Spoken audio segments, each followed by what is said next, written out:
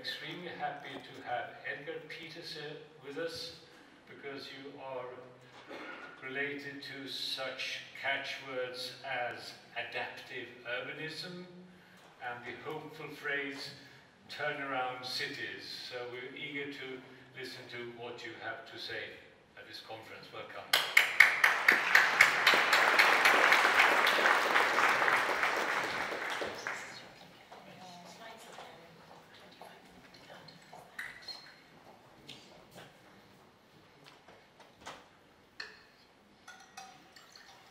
So that's very dangerous. I'm trying to do something practical in engineers, and I'm not one.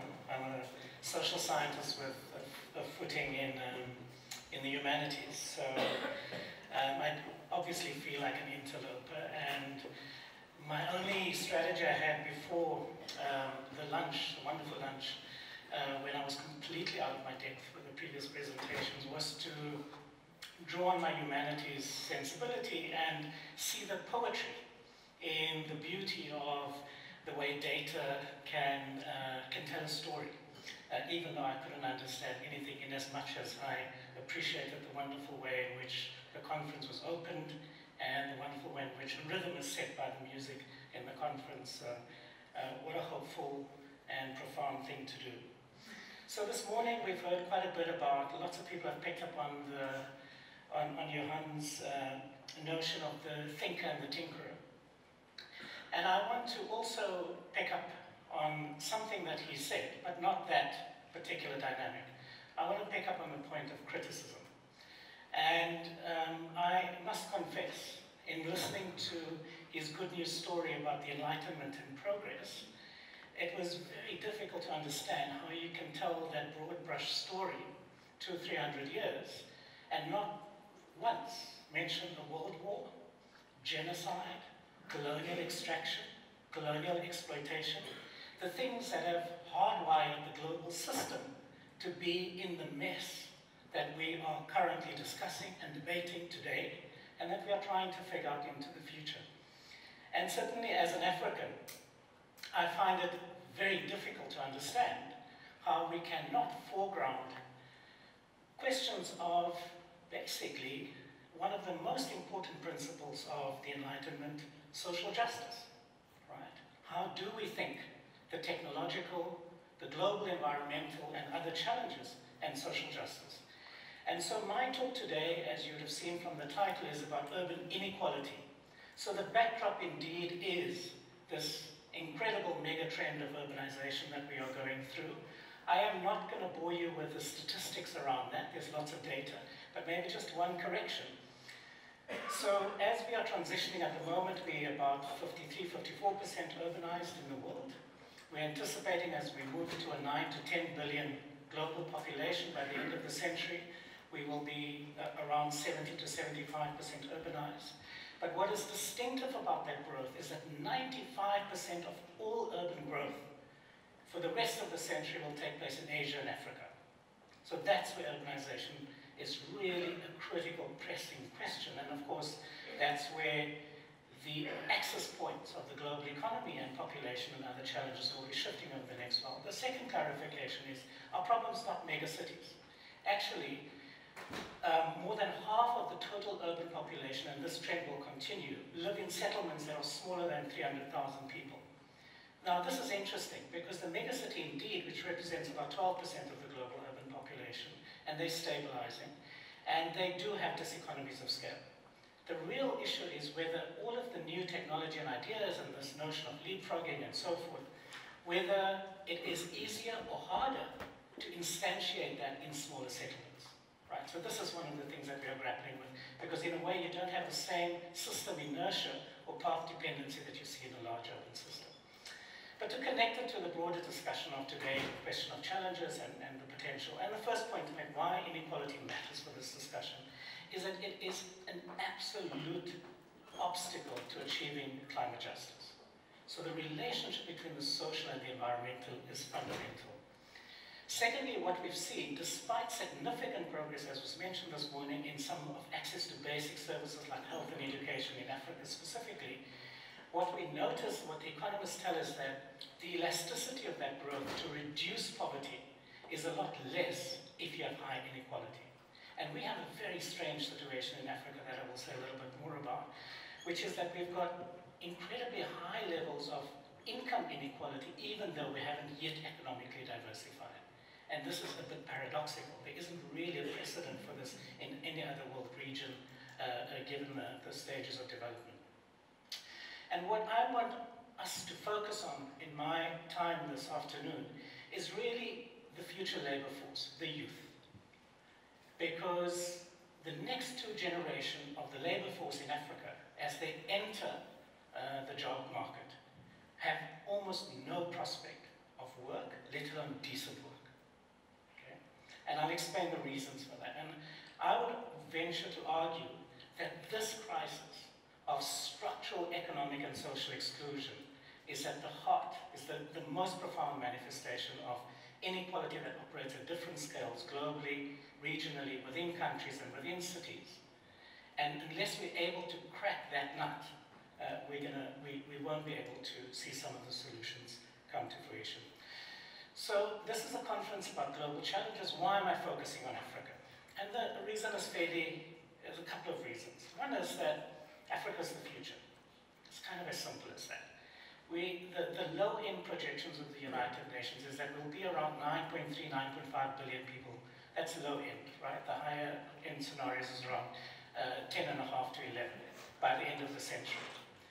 Within those projections, and anticipating a drop in birth rates, Africa is anticipated to be almost 40% of the global population by the end of, can you imagine that, right? That is a mind blow, that we are all, in a sense, en route to becoming African. Of course, because our music and our culture is already so dominant in the world, that, you can see that that's potentially a very pleasant future.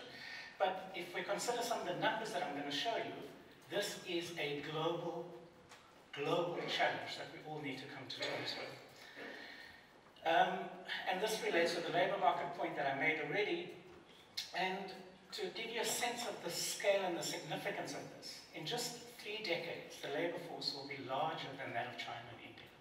Right? That's what we're talking about. That's the scale.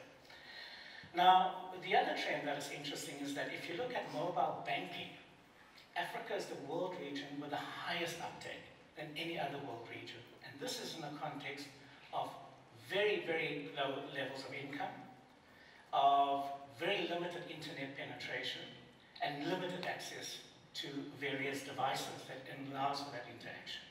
So this suggests something really interesting, right?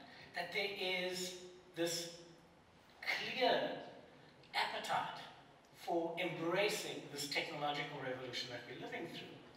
But of course, is the means there, the systems there to enable and really optimize that. Now, to give you a sense of what we're talking about, so Sweden, GDP per capita is probably around $55,000 US, I would guess. Maybe between 45 and 55 would be my guesstimate.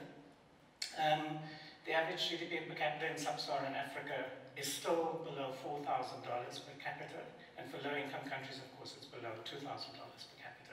Now, if we look at the distribution of incomes across the continent, and going back to the numbers we heard this morning about the spectacular decline in poverty, if you use an income measure, you can see that that has kind of to date meant very little in the context of Africa, right? 80% of the population is functionally poor. 60% is chronically poor. Okay? Now, this will only change, not just if you improve health and education, which should be a bridge into the labor market, but if the jobs aren't there, what do? Then you are confronted by stunted social and economic mobility. Now, this is a very worrying graphic. Now, typically, we see the economists tell us over time that as incomes rise and as economies diversify and sort of incomes get to $6,000, $8,000, $10,000 per capita, then you start to see inequality setting in a significant way. Now remember what I told you about the numbers in Africa, and here you can see that there's actually very few countries that have a Gini coefficient, which is a measure of income inequality, that is of the same range as Sweden. Your Gini is 0.29. In 2017, okay, so that's low. the sort of acceptable UN level for inequality is 0.4. And as you can see, there's quite a few African countries that is significantly above that. And this is a crisis. This is a real problem where you've got this lack of transition into a viable labor market and you've got very low incomes. Now, it's important to recognize that this is not simply a question of poor governance or those kinds of challenges, that there's something more profound at play. And this is Africa's marginality in the global economic system. So at the moment, Africa constitutes, population-wise, between 18 to 19% of the global population. It accounts for 2% of the global economy and 2.5% of global trade. Right? Now, this graph shows you Sweden, which is 0.67% of global GDP, which is the same as Nigeria. Nigeria has a population of 160 million people, and there's 10 million people here on a good day. Right? And if we add the other two Nordic countries, more in Finland, we get to 20 million. So you get a sense of just what this disproportionate position is that Africa holds on the global stage in terms of economic power. And it means that Africa has very little wiggle room to determine its long-term future and the terms of its economic incorporation into these global forces. And this is important because, of course, we come from a historically skewed situation, as I'll explain.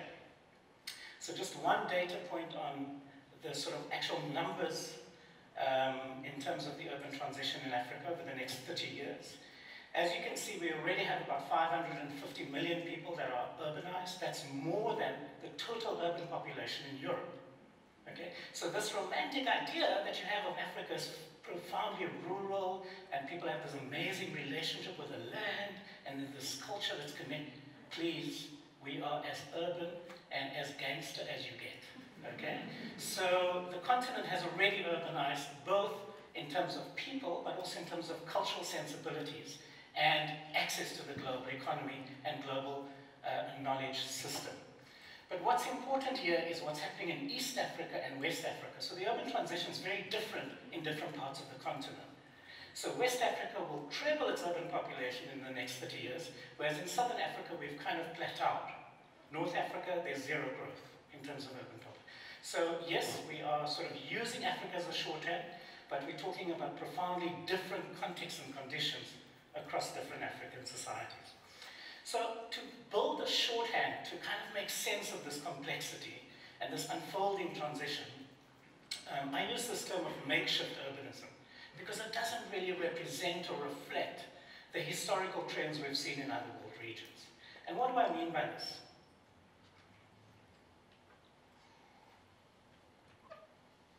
The first point is, it's profoundly informal. People live informally in makeshift structures, and they are in the informal economy. Secondly, we see very limited investment in infrastructure, and when we do get those investments, we want to mimic gated communities in an American suburb at the edges of our cities. That's literally what we're building. It's the only stuff we're building. And then, because you've got this massive deficit, you find that our governments, at national, regional, and local levels, they're kind of happy to take any investment. And what we see now is a lot of technology dumping happening in Africa. So because of European emission or whatever standards or material intensity standards, technologies that are obsolete in the European or the American context gets dumped in Africa, creating problems for the future. And so what we are seeing emerging in the context of this growth is a spatial form that is dualistic.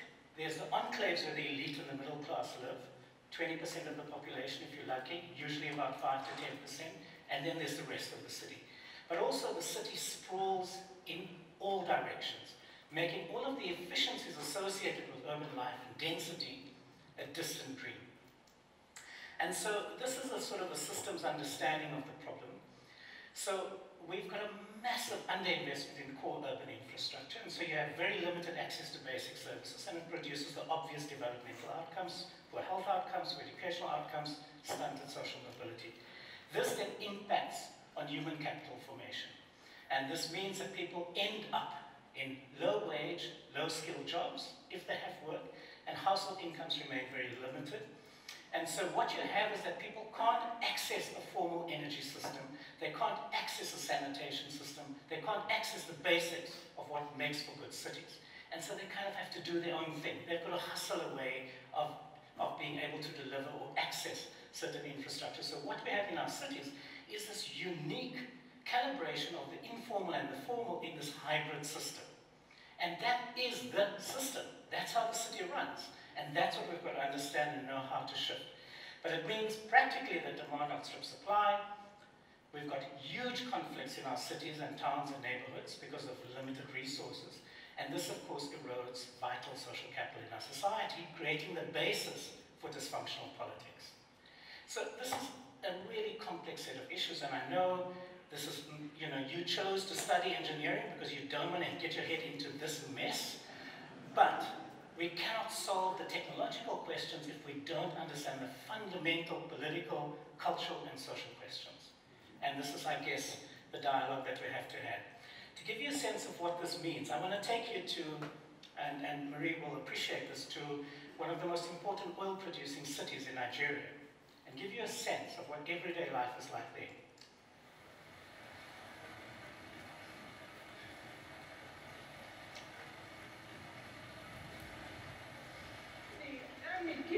Catch innocent people. You see, and now came back today telling us to pack our things and go, and I went to the place. I'm talking to you now. This is Capilla. I couldn't scattering from here. So as you can see, everybody is packing. I'm not the only one, but the last of the list. People are still packing. I don't have any place to go from here. I am a shy. Just yes, it's not moving for itself. So we are packing. God will help us.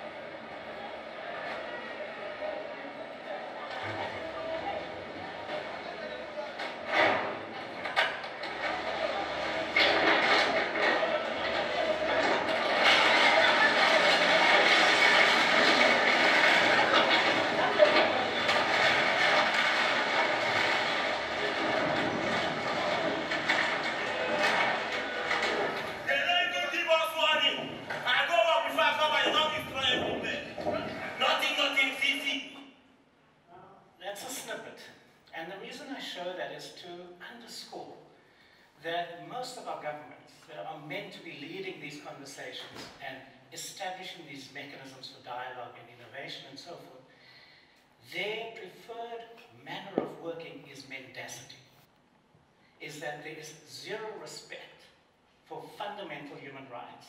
There's no interest to give substance to democratic institutions and systems, and instead, there is a choice to use the limited resources for the purpose of self-enrichment and building clientelistic and patronage networks.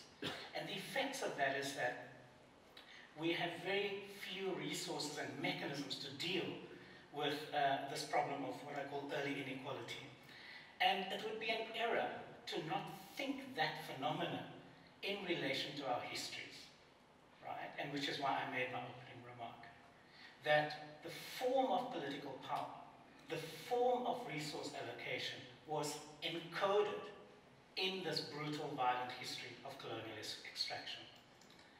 And it is important to understand that the reason why we are making these investments but not getting the returns that we should be getting is because, yes, we have state corruption, but that is combined with this path dependency that was established, and it is then consolidated by 20, 30 years of fiscal neoliberalism, which thought the market can solve the problems, and of course exacerbated things, and an over-reliance on single commodity-based economies, right? Now, what this has meant is that we see urbanization in Africa without any large-scale industrialization taking place, hence the absence of work. This graph shows you the proportion of the labor force in what the ILO calls vulnerable employment. Now remember, from the 2000s, we've seen average GDP growth rates of between 5 and 7%. And despite that, that trend line hardly budges, right? And what that means is that you're in a job that sits somewhere in the low-end services sector, because we're not generating any jobs in agricultural industry. And now we have a situation where people would traditionally move from agricultural primary sectors into industry and then services. They're kind of jumping directly to low-end, low-value services, right? And this is a profound structural problem that has been there from the moment of decolonization, as the decline in industry and manufacturing shows in this particular graph. So I don't have time, but I wanted to quickly tell you the South Africa story, because it is emblematic of the scale and the complexity of the challenge, because there you sit with a society, with resources, with institutions, with a so-called developmental state that has made massive investments in basic services and infrastructure, and yet we're not touching science. The bottom line, so I'm going to skip all of this. I'm just going to show you that last slide, that today 10% of the 57 million people in South Africa control 95% of wealth, if you combine income and assets. 10%. And guess what the color code of that 10% might be, right? And of course, South Africa is a microcosm of the world, of the global 1% problem. And then the sort of point I also want to just leave with you, and this is a depiction of racial groups in Cape Town. That's, normally the scene that you see from Cape Town when you think about your next holiday. This is kind of where the rest of us live. And the green dots show the indigenous black population. The colors show people like me who are from mixed race descent. And then the purple dots show the white population. And of course, so just keep that picture in mind. The jobs are where the white population lives, and the residential densities are in the slums, which are the red peaks there. And you can imagine that private sector investment follows the same pattern. This shows a trend over 10 years where all private investments went. So what we sit with is that inequality is not just a question of jobs and wages. It is a combination of spatial ghettoization, poor performance of developmental investments like education and health, combined with historical trends of disadvantage with regard to wealth and income. And the tragedy is that the South African patterning seems to be mimicked across other African cities. This is Lagos. This shows a slum that has been demolished in great part, and 10 kilometers away, massive amount of investment is going into these smart city techno-visions of the future that reinforces this urban and spatial inequality. So in the last 2.5 minutes, I want to just hint at ways we are thinking about overcoming this, and I think speaks directly to your concerns in terms of this conference. So firstly is we're trying to think through what a frame could be that is rooted in our cultural, historical, political and economic context, but speaks to the global agenda of the SDGs. And it strikes us that there are 4 principles that can frame how we think about the connection between infrastructure investment, placemaking, and social and cultural incorporation. So think about environmental sustainability as the driver to pivot towards a green economy focus. Because please note, 99% of all macroeconomic policy in Africa, but in large parts of the world, is still completely stuck in 1980s Reaganomics. Okay? So we may talk green economy, but fiscal policy still does something completely different. And that speaks to some of the choices and operating parameters of companies like Total and so on. Social inclusion, of course, is fundamental. But can we think about that in ways that really focus on the youth and think about multidimensional poverty, not just income poverty? Of course, employment in all its forms, we'll take anything we can get. And finally, institutional competence, right? And here we've got to rethink the firm, rethink the state, rethink social movements, rethink civil society, rethink the family, rethink religion. We have to build a different imagination about what capable institutions institutions are. We don't have that theory at the moment, and it is absolutely fundamental to the kind of complex transitions that we're talking about. We've got to understand the larger changes going on and think about the sixth wave of technological change, the sustainability wave, and what does that mean in an African context and how we frame macroeconomic developments.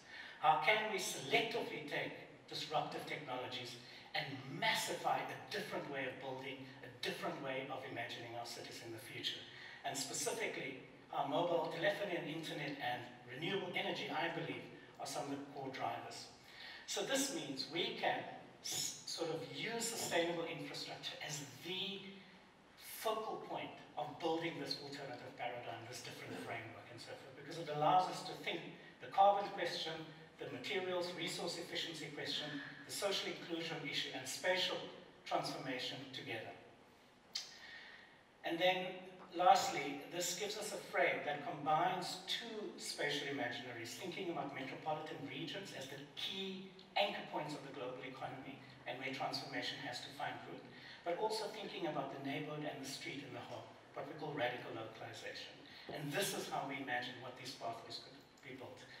I'll then end off by, as I walk off, or as someone comes up, I want to just go back to Port Harcourt, back to the music, and leave you with just a 60-second little clip from an amazing social movement in Port Harcourt called the Chikoko Collective, and they'll play me out. Thank you. Stay on the stage. My heart's a radio, it only beats for the truth. We want a station that can speak out for the youth, where our stories make the news, where we have options, when we choose to watch facts instead of fiction. Reality is no sci-fi, no green screen picture. It's our story, what do we need a script for? Don't try to sugarcoat the bitterness of being poor. Radio cinema, Mouse and Susan, Chikoko Collective. When we have the space, we'll do big, but now we'll do it small. Great opportunity to break the wall of setback, oppression, and forced eviction. And the slum, create a space for our dreams and vision. Put ourselves in the map, be a part of the city. We believe and want to live free. Yeah. Want to live free. Chikoko, radio cinema. Chikoko, Max and Susan. Chikoko. Thank you.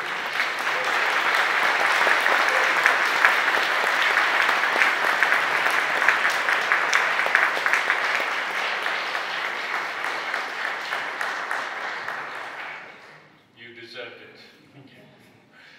You talked about makeshift urbanism, and I introduced you with the catchphrase adaptive urbanism and turnaround cities. So let's sort out what is what. So those refer to different research projects that I'm interested in. And so makeshift refers to this incredibly complex hybrid combination of people's own solutions and ideas, the way they hack the city, and the formal systems that are there, which they in a way hack to achieve certain outcomes. And that creates a really dense and complex set of institutional dynamics and flows. And we don't understand it because we expect to look at a formal system, or we expect to understand. And what we are trying to argue is that by using the term makeshift urbanism, and we study the actual practice of how these cities are produced and reproduced, we can build an understanding of how to instigate innovation. Because innovation sits there already, but we don't call it that. Adaptive urbanism refers to this idea that you take policy making and governance and you try and rip it apart from this idea that there are policy solutions, there are blueprints, and you insist with politicians and political and policy leaders or managers that you've got to understand your reality, think about a global spectrum of tools, and then try, based on an engagement with the local context and local stakeholders and actors, begin to collectively figure out how do you adapt from where you are to where you could be going, what your options are. And then the turnaround cities idea is more a project that I do, which is more to signal that often the narrative is the one that I just told, that nothing works in these cities, that everything is corruption and so on. And actually what we've seen is that in a lot of places, for example, you've got really important public transport reforms and innovations that have happened in Lagos, happened in Tunisia, happened in Ethiopia, and so on. And so how do we make sense of these important progressive innovations that are happening at scale? And it suggests to me that something is turning around, but we don't have the data or the evidence to understand what is triggering that and how is it being sustained. So I've got a research project in 6 cities in Africa at the moment where we're trying to answer that question. I have an idea why this is happening, but first I would like to say politicians and community leaders have an important role. What is the role of the engineers? So the role of the engineers and the academy more broadly is that we believe that the evidence is fairly clear from many places in the world that the negotiation of these complex trends we are talking about will require responses and solutions that can be thought of and operationalized at a city regional scale. That's the natural environmental scale to think about things, but it's also the way in which you can build circular economies. So for us, the role of the university and the academy and engineers is to create innovation R&D labs for the city regions that are plugged into local policy processes where, one, the right data and evidence can be collected, the right questions can be supported, but that they are part of the conversation, right? They're not consultants, they're not technical advisors, but they are immersed in that messy conversation about confronting what I've just presented, but then also thinking through what the options might be to transition to something differently. So it is a messy role, but it is premised on the unique skills of the academy, which is high quality, rigorous research and asking the difficult questions. Why is this happening, you asked? And I was quite intrigued by something that Marie-Noël said, quoting a French philosopher: algorithms are ushering the age of singularity. This is the death of average man.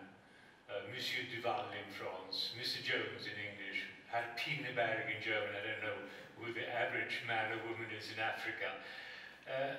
Because when you suddenly realize this concept of singularity, that you are an individual, you suddenly realize that you have rights, you have power, and you have duties. And this is a great, what I believe, transforming thing that is going on in the world. Yes and no, right? Yes. Yes, I do think that there's something really important, as we saw from the community that was ravaged by arbitrary violence and extermination, where there was an acknowledgement that if I can use art to find my voice, to project my voice, the next thing that happens is that I insist on my rights. Right? Now, what is interesting about the Chikoko experiment in Port Harcourt is that it is a collective. And it insists it wants to be a collective, and it celebrates when one of the members of the collective transitions into a commercial success or something like that. But it then thinks about what is the return of that collective investment on the one individual success for that person to plow back. And so that's the no part. I think that there's a double consciousness that's required to appropriate the term, and that is to appreciate the potentiality for individualism, if you will, or for singularity, but to recognize the fundamental limits of that if it is disconnected from the collective.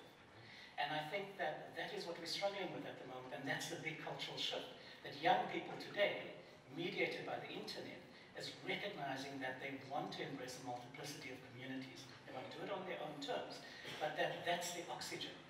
That is what propels them to be collectively individual. And I don't think we have a sufficiently articulate philosophical frame as yet. All excuses to the great Michel Serret. But I do think that there's something in that we are still feeling our way around. But I think it's about recognizing both of those and understanding that historically, depending on whether you are a $1,000 per capita society or $45,000, that question has very different implications. But as an optimist, I believe singularity will produce citizenship, the idea that I have a responsibility not only towards myself, but to my But community. to go back to the point of this morning, I mean, one could argue, as Zygmunt Bauman did, that the big problem with the Enlightenment was precisely that, because the Enlightenment in its political theory form equated citizenship with the nation, and that the root of all evil is the nation, right? I mean, that's Zygmunt's big, major contribution. So again, yes and no. So I think that absolutely, if there's a recognition that there's a political identification that is possible, and that enables certain claim-making or responsibility, is great. But can we uncouple that from the idea of the nation-state, right? And that's, of course, what Europe is struggling with at the moment, isn't it? I mean, that's your crisis.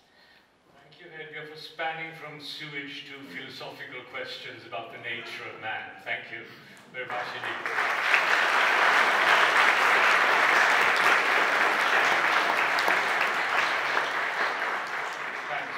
Great having you here, Edgar, and according to the program, it's time for a break.